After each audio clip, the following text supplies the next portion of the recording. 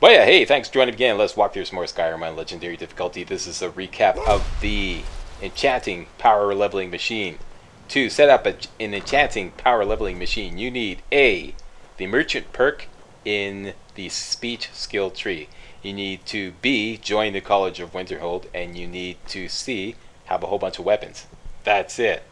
That's it. That's all. And as long as you have an enchantment that's valuable enough, for example, Turn Undead, or more valuable, or Absorb Health, or even Banish, you are going to turn a profit by enchanting weapons. Okay, this is the way it works. You need to feed this machine weapons. That's all you need to feed it. Weapons, okay? Any kind of weapons.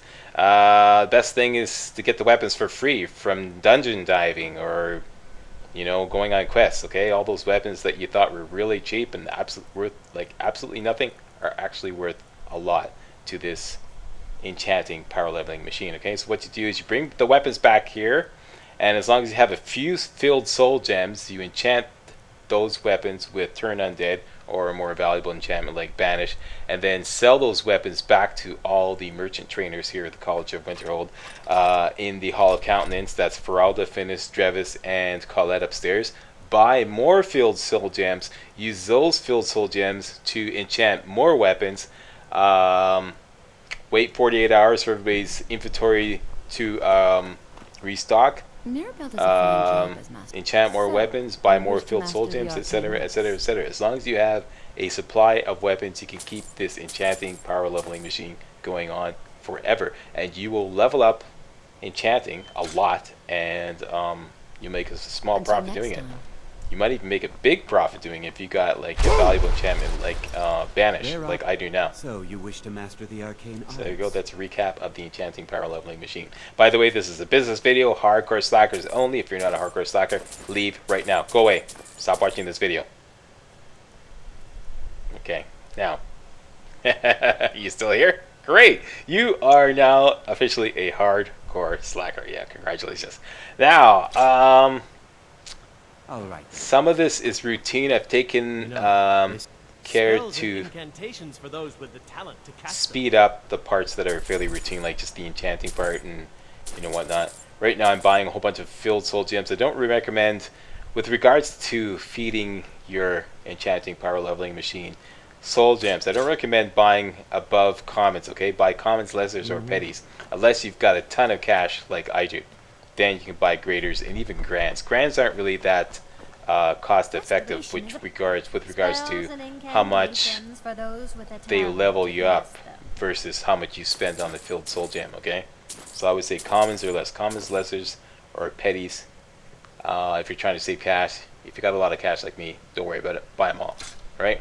So here we go. I'm selling these vendors back enchanted weapons to pay for the filled soul gems, and I've got a ton of weapons, so let's get to it.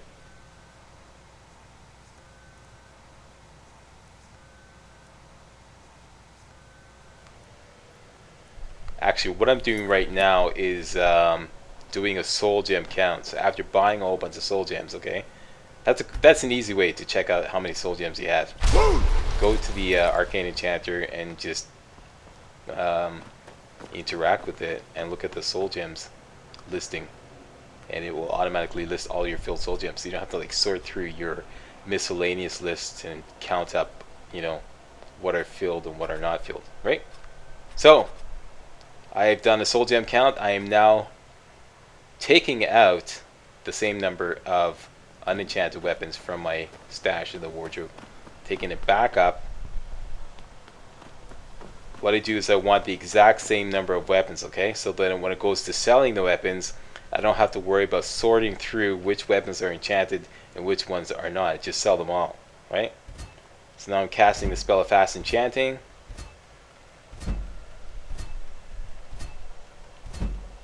Note that I screwed up and I actually used Absorb Health instead of Banish. There, I finally figured it out.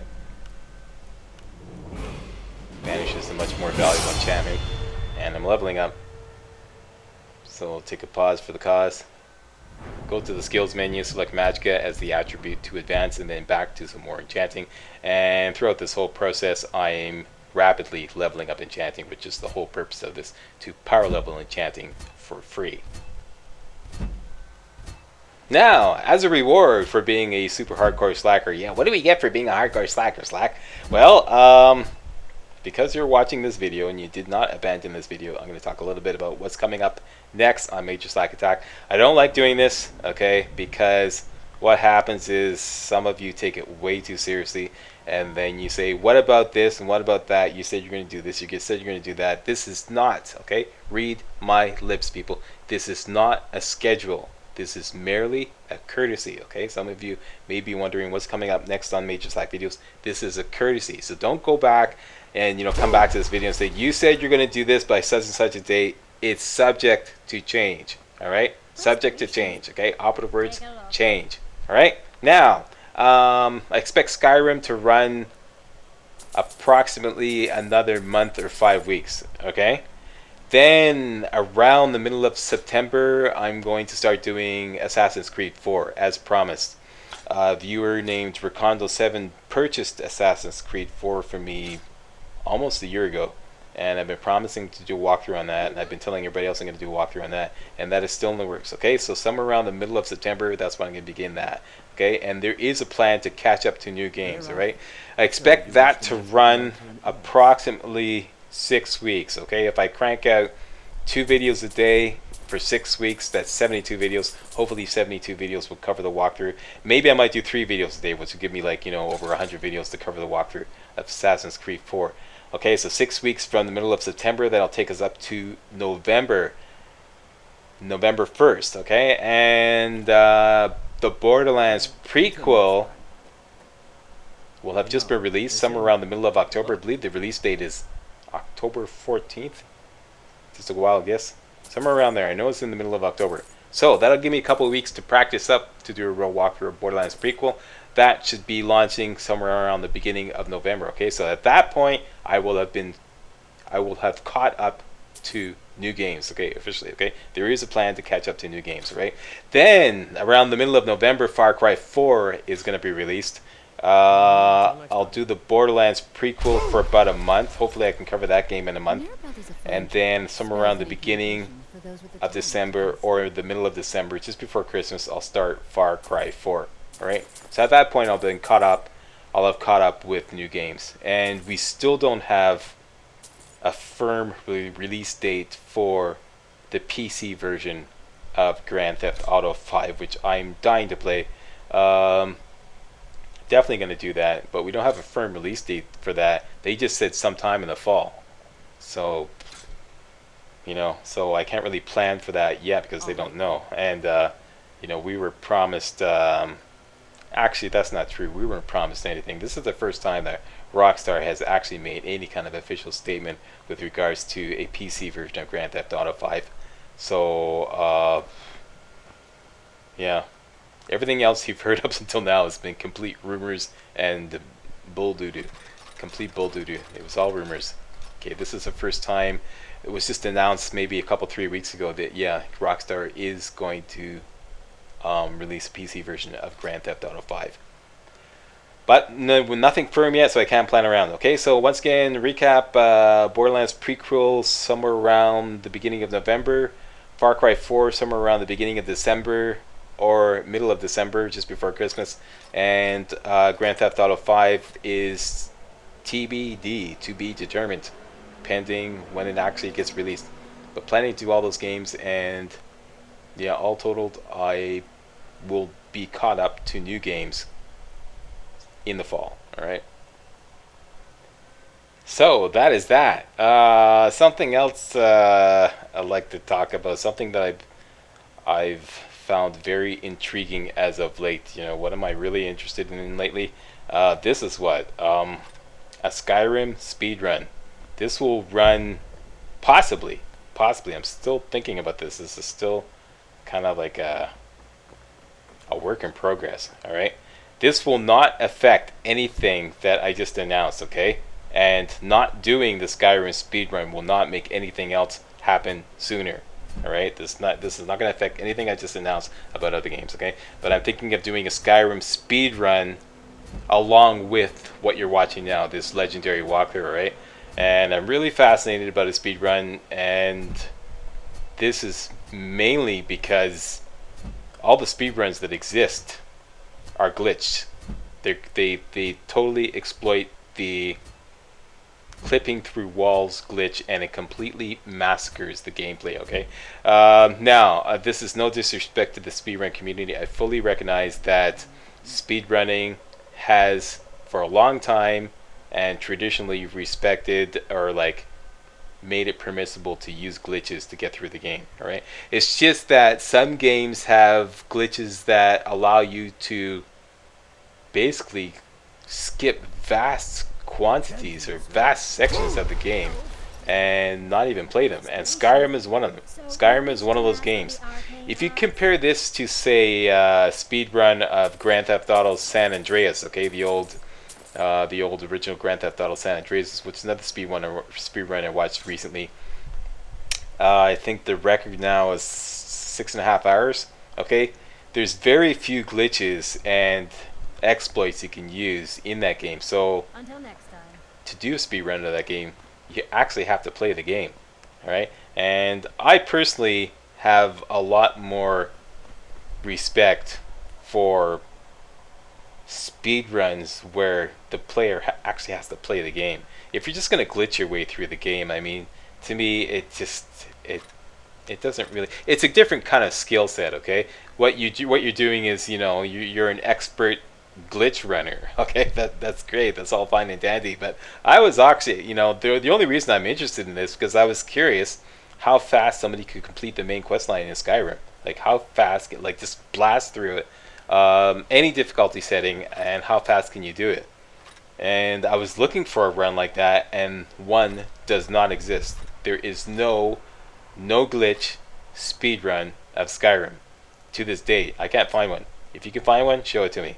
But I've searched and searched, and I don't see any. So I think that it is my duty to produce one. And I've been working on it lately. So it's quite possible you might see that along with this legendary walkthrough. Once again, this will not affect any of the other games or plans to do other games that I just talked about earlier. Okay, it's something kind of like an extra content thing. Okay, so there we go. The cat's out of the bag. That's everything I have planned for MajorSlackAttack. And I believe I said MajorSlack videos earlier on there. Oops. Okay, so here we are. We finished. I skipped ahead with the enchanting. Okay, I just skipped ahead. Right now, my enchanting is up to level 79. I can't go to the skills menu and show you because I want to reserve my skill training purchase rates for the current level before I go to the skills menu. Blow that away. Okay, so what I do want to do is spend some skill training or purchase some alteration skill training, and for that we'll need Tolfdir. Tolfdir is in the Hall of Attainment right now, which is where we are right now. His is the first room on the left as soon as you walk in, and I'm just waiting till midnight so that he'll appear. There we go. Here's Tolfdir. I can certainly share a bit of it, you know. Purchase some alteration skill training from him. He can only take us up to level 90. After that, we're on our own. We're gonna have to level up alteration manually.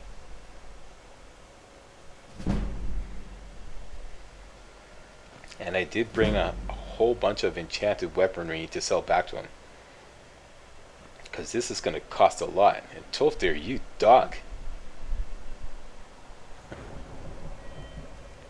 Okay, so here we go. Advanced magic again. As you can see, enchanting's up to 79. I can certainly share a bit of it, you know. Twice more, and that's it. This NPC cannot help you train any higher. We're done. There is no trainer in all of Skyrim that'll take you higher than, in any skill, higher than 90. You have to go from 90 to 100 on your own. So that costs us 30,000 gold. Just selling all the heavy weaponry first, and then I'll start selling the iron daggers. Simply because they're easier to handle.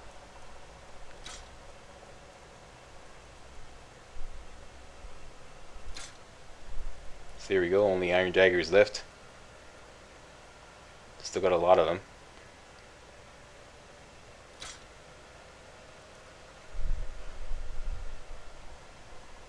All right then. And now I still have 3 need your skill help. training purchase rates left for this level, so I'm gonna go spend them on Conjuration.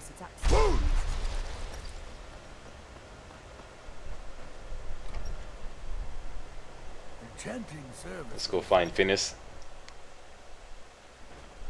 There he is. Restoration is a There are perfectly few valid places where one can pursue my type of work without fear. I'll teach you some of what I know, but be careful.